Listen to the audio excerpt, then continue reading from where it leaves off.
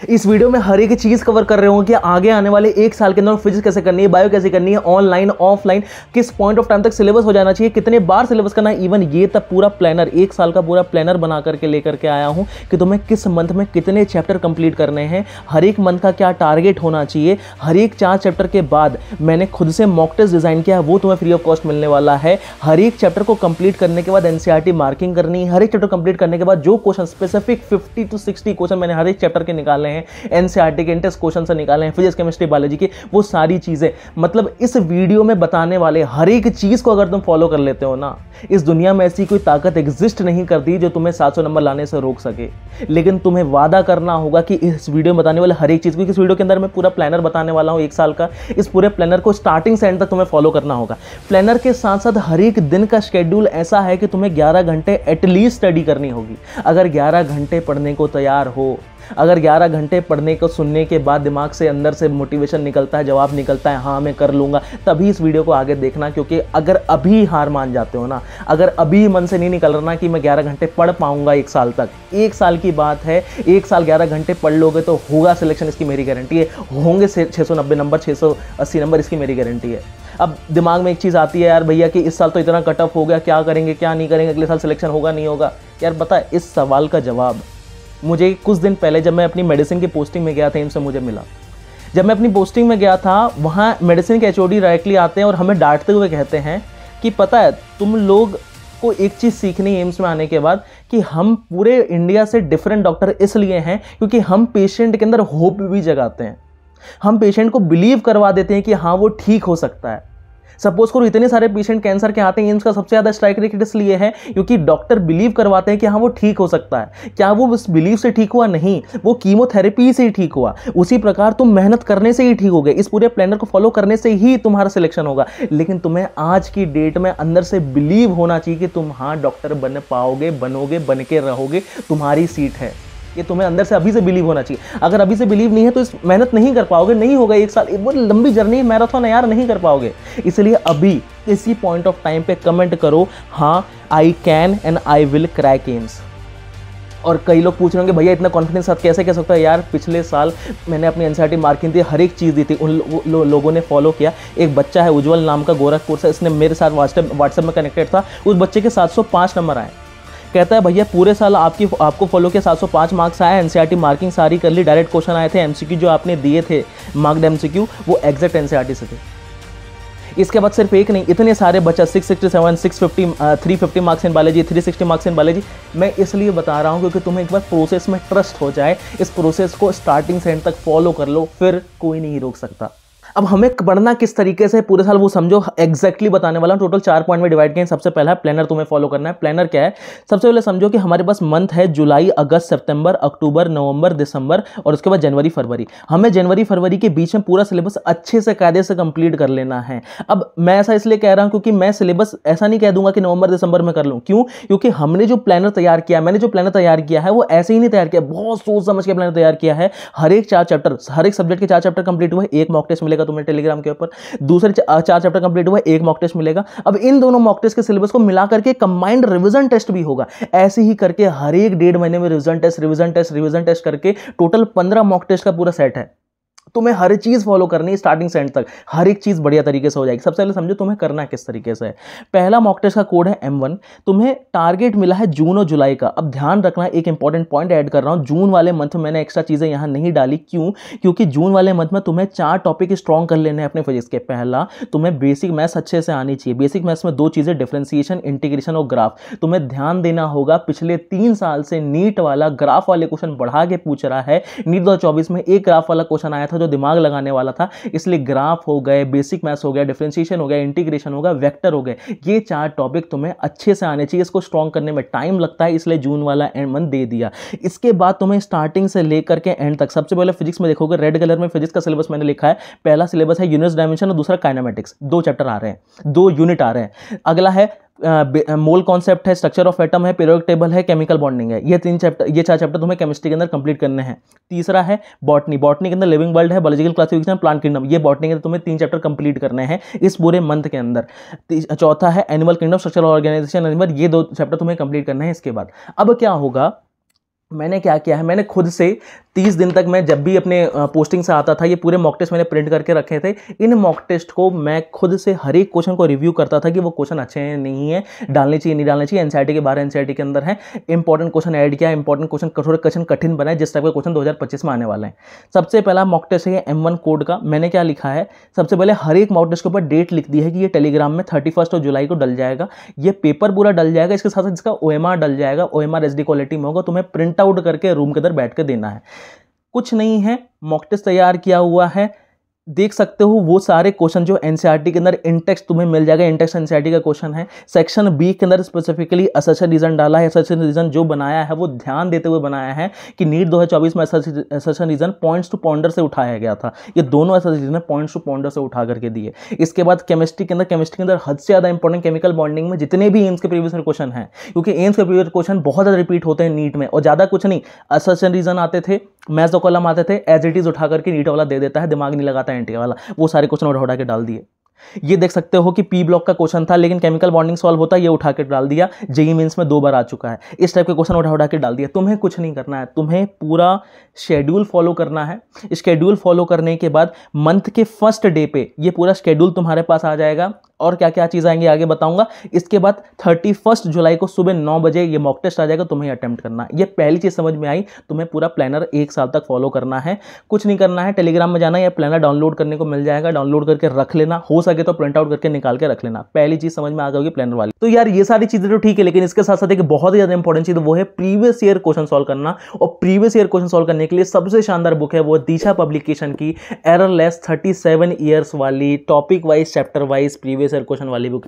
ऐसा मैं इसलिए कह रहा हूं क्योंकि इसके अंदर सारे प्रीवियस ईयर क्वेश्चन इंक्लूडेड हैं। 2022 में 2 पेपर हुआ, 2023 में 2 पेपर हुआ, इवन मणिपुर वाला पेपर इंक्लूडेड है। इसका मतलब एक छोटा सा माइन्यूट डिटेल भी तुम मिस नहीं कर रहे होगे।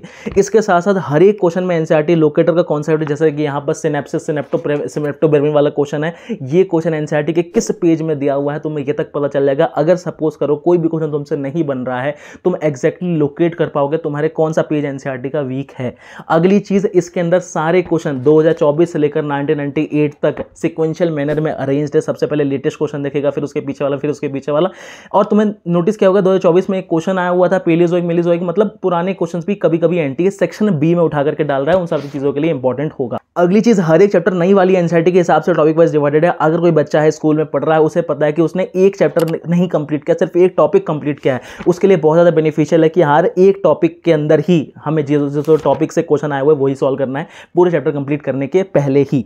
इसके साथ साथ इसके अंदर सिर्फ आंसर की नहीं दिया, सॉल्यूशन के अंदर डिटेल सॉल्यूशन दिया है। सॉल्यूशन भी ऐसा वैसा नहीं, एनसीईआरटी के लाइन उठा करके एज इट इज छाप दी, एनसीईआरटी के लाइन तुम्हें कोट किए हुए मिल जाए, इसका मतलब अच्छे ज्यादा कॉन्सेप्ट बिल्ड हो जाएगा। इसके साथ साथ तुम्हें पता निमोनिक वगैरह डाल दिया सॉल्यूशन के अंदर, काफी ज्यादा फायदा है। तो यार ऐसी प्रीवियस क्वेश्चन बुक है जिसके अंदर टोटल 47 पेपर्स इंक्लूडेड है, कर्नाटका वगैरह हर चीज मिलाकर जितने साल पेपर हुआ है। So link is in the description, don't forget to check out. अब शेड्यूल वाली चीज समझ में आ गई। सबसे पहले समझो तुम्हें पूरा दिन किस तरीके से शेड्यूल करके चलना है, टाइम कैसे फॉलो करना है, एक्सेलरेटेड टाइम टेबल क्या होना चाहिए। सबसे पहले चीज दिमाग से निकाल देना परफेक्ट टाइम टेबल नाम की। लोग सोचते हैं 9 बजे उठेंगे, 9:15 तक ब्रश होगा, ये ऐसे नहीं चलता। एक भी ऐसा एम्स का बंदा मैं नहीं जानता हूं जिस तरीके से आया हो। कोई भी बंदा एग्जैक्टली टाइम टेबल फॉलो नहीं कर रहा होता। हर एक बंदे को पता होता है कि उसके पूरा डे का स्ट्रक्चर कैसा होगा। सबसे पहले अपने दिमाग के अंदर डाल दो इस पॉइंट ऑफ टाइम से कि अगले दिन तुम्हें स्लीपिंग का टाइम और उठने का टाइम फिक्स कर लेना है। कई बच्चे ऐसे होंगे जो रात को 2 बजे सो जाते हैं, 3 बजे सो जाते हैं, सुबह 6 बजे, कभी 10 बजे, कभी 11 बजे, कभी 12 बजे ऐसे उठ जाते हैं। ऐसे नहीं करना, तुम्हें टाइम फिक्स कर लेना है, क्योंकि इसी से डिसिप्लिन आएगा। और डॉक्टर के अंदर सबसे बड़ी चीज, मैं फेक नहीं रहा हूं लेकिन सच बता रहा हूं, डॉक्टर के अंदर सबसे बड़ी चीज डिसिप्लिन होती है। अगर वो डिसिप्लिन अभी से आ गया बन जाओगे डॉक्टर। अगली चीज, मेरा शेड्यूल देखना। मैं शेड्यूल अपना पहले बताता हूं। मैं 7 बजे उठता था। 7 बजे उठने के बाद ब्रश वश करने के बाद मैं सुबह छत पे वॉकिंग करने जाता था। वॉकिंग के साथ रिवीजन करता था, जो चीजें मैंने कल पढ़ी है उसको एक्टिव रिकॉल करता था। हाँ यार ये चीज याद आ रही है, याद आ रही। और अपनी एक छोटी सी नोट्स की कॉपी थी, आगे मैं बताऊंगा किस तरीके से ये मैंने बनाई थी। छोटी सी नोट्स की कॉपी थी, इसको मैं अपना रिवीजन बुक कहता था। रिवीजन बुक लेकर के छत में जाता था, जो चीज याद नहीं आती थी खोल के देख लेता, मेरा एक्टिव रिकॉल हो जाता था। ये 2 घंटे मैंने यहाँ सुबह टाइम वेस्ट कर दिया, टाइम यूटिलाइज कर लिया, क्योंकि मैं छत में गया, घूमा, मैंने कुछ नया नहीं पढ़ा, मैं सिर्फ आराम से जो भी कल सोचा था वो पढ़ रहा हूँ और वॉकिंग हो रहा है। 1 घंटे मिनिमम तुम्हें हर दिन नेचर से कनेक्ट होना ही होना है। उसके बाद मैं पहली सेटिंग लगाता था 9 से 12 के बीच में। 9 से 12 की सेटिंग ऐसी होती थी कि मंथ डे की पहली सेटिंग है, काफ़ी ज़्यादा प्रोडक्टिव सेटिंग होती थी और मुझे काफ़ी ज़्यादा अच्छा लगता था कि मैं लंच करने से पहले पहले काफ़ी सारी चीज़ें पढ़ चुका हूँ, अच्छा दिन जाता था आगे का। 1 घंटा टाइम रेस्ट करने के बाद रेस्ट के अंदर MCQ सॉल्व कर लिया, फिर दूसरी सेटिंग करता था 3-4 घंटे की, फिर शाम हो जाता था, शाम में 1 घंटा फिर से टाइम पास करता था, फिर उसके बाद चौथी सेटिंग करता था। इस तरीके से 1 सेटिंग 2 सेटिंग 3 सेटिंग 3 घंटे 3 घंटे 4 घंटे टोटल 11 घंटे 10 घंटे में पढ़ लेता था एक दिन के अंदर, 1 साल तक कंसिस्टेंटली। सबसे पहले इसे दिमाग के अंदर डाल दो, रात को सोने से पहले जो भी पढ़ा रिवाइज करो। ये ब्रह्मास्त्र है हर एक बच्चे के लिए जो नीट की तैयारी कर रहा है।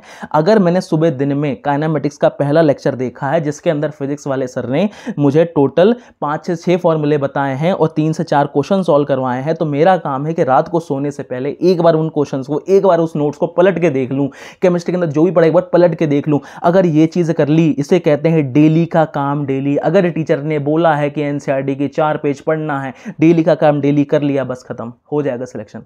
अगर ये चीज़ नहीं करी तो नहीं होने वाला।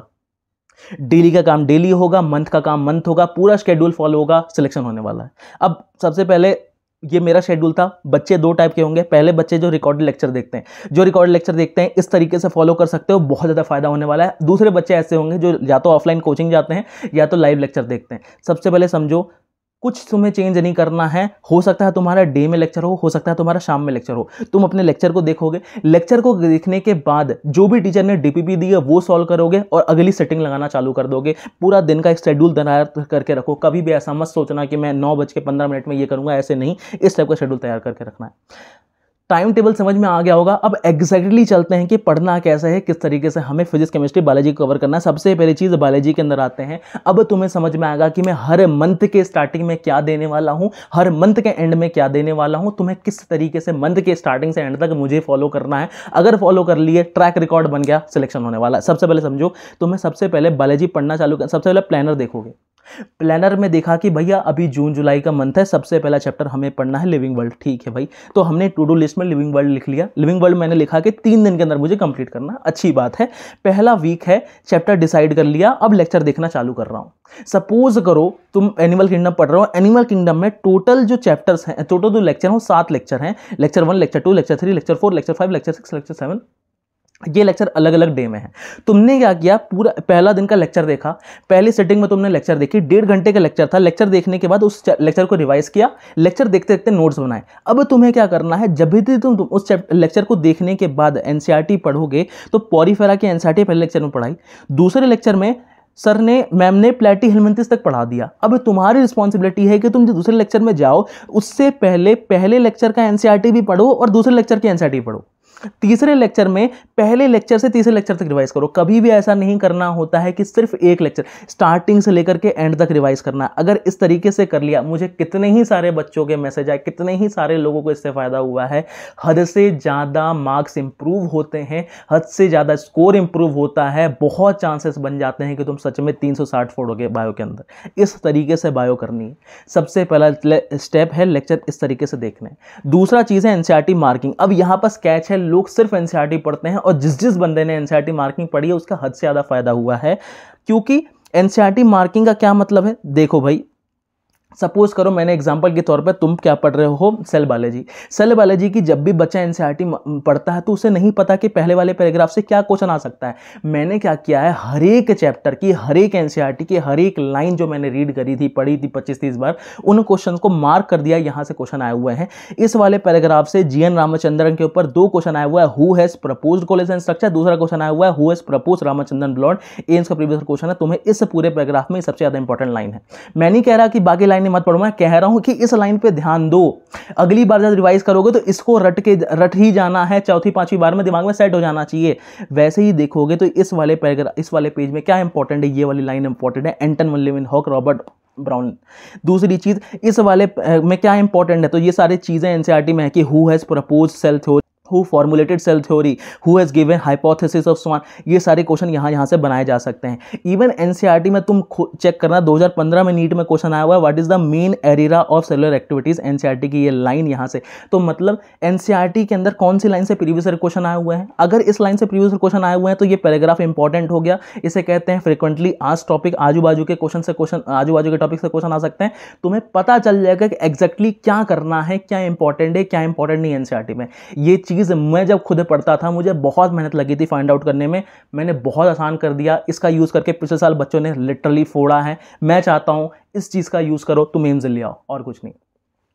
तो मैंने दूसरा चीज़ बता दिया, पहला लेक्चर, दूसरा है एनसीईआरटी मार्किंग, तीसरा है प्रीवियस ईयर क्वेश्चन तुम्हें सॉल्व करना है।